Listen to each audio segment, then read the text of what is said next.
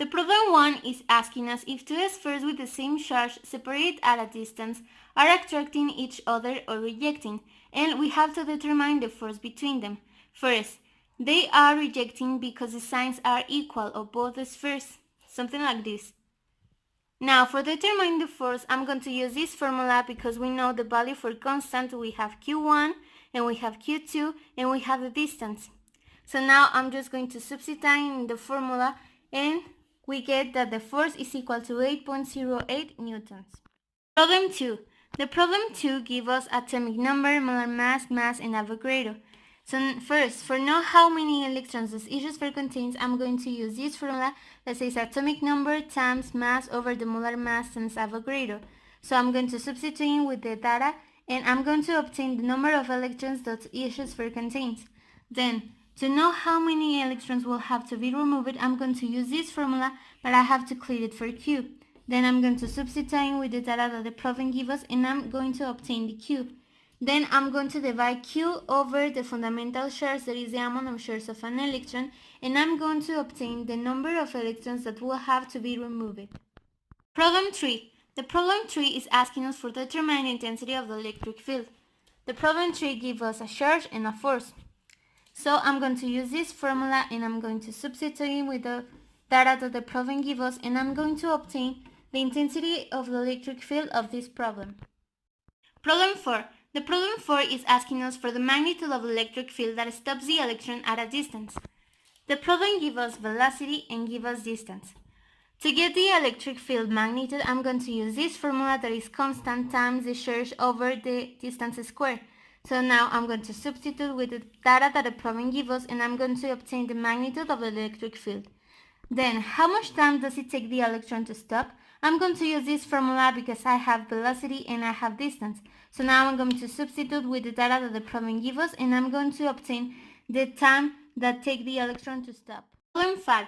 The problem 5 is asking us for a formula that demonstrates that a field after charged solid sphere at a distance r from its center has the following formula. So the formula has to have charge and distance.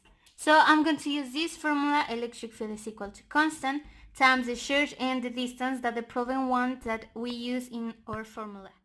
Problem 6. The problem 6 is asking us for how many excess electrons must be added to a plastic solid sphere and the electric field at 10 centimeters from the center of the sphere. The problem gives us diameter and distance. So first, to get the many excess electrons that must be added, I'm going to use this formula, but I have to clear it for charge, like this. Then, substituting the data that the problem gives us in this formula, I'm going to get the charge. Then, to get the excess electrons, I'm going to do something like this. If one electron has this charge, so how many electrons will have the charge that I got here? So, I'm going to multiply this, sum this, and divide it by this. So, I'm going to get the excess electrons that must be added to a plastic solid sphere. Then, to get the electric field at 10 centimeters from the center, I'm going to use this formula that is electric field is equal to the constant times charge over distance squared. This charge, I get this charge in the problem A with this formula. Then I'm just going to multiply this times this and I'm going to get the electric field. Problem 7. The problem 7 is asking us for the work performed by the electric field when a charge moves from the negative plate to the positive plate. So the problem gives us a charge, a distance, and an electric field.